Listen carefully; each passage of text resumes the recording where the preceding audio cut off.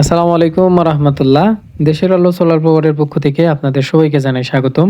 আজকে আমি আসছি আপনার আশাশুনি মহিষাডাঙ্গার মধ্যে। এখানে আসছি একটু ভিজিটে।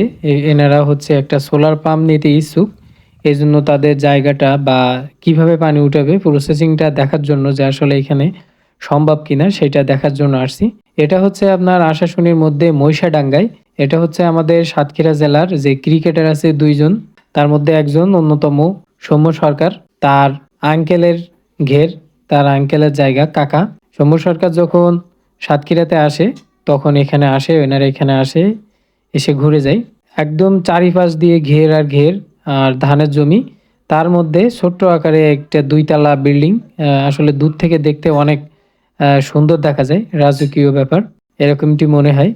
এটা খুব সুন্দর ডিজাইন করে আসলে তৈরি করছে এবং চারি সাইড দিয়ে ব্যালকনি দেওয়া এই ঘরের।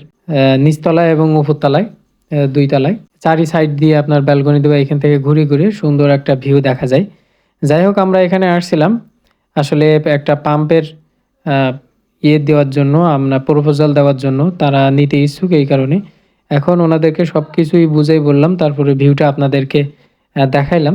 আসলে জায়গাটা অনেক সুন্দর, এমন জায়গা থাকলে আসলে আর কিছুই লাগে না, এখানে এমনিতেই মন ভালো হয়ে যাবে।